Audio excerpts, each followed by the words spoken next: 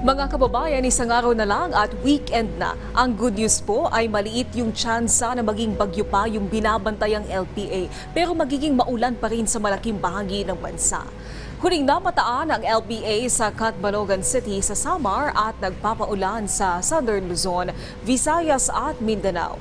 Makakaranas sa maulap na kalangitan na may kalat-kalat na pag-ulan, pagkulog at pagkidlat dahil sa LPA ang Visayas, Bicol, Caraga, Marinduque at Romblon. Samantala, paulinin din ng trough ng LPA ang Cagayan, Isabela, Quirino, Aurora, Bulacan, Laguna, Rizal at Quezon.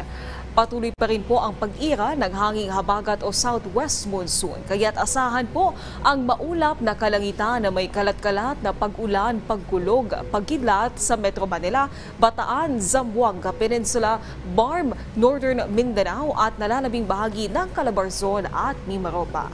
Samantala, ang nalalabing bahagi ng bansa ay maaaring paunanin ng localized thunderstorm.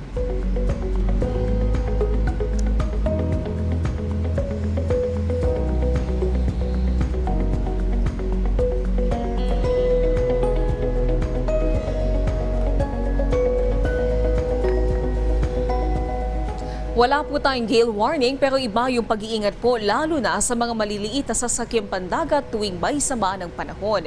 Ito naman ang ating 3-day weather forecast at dam update.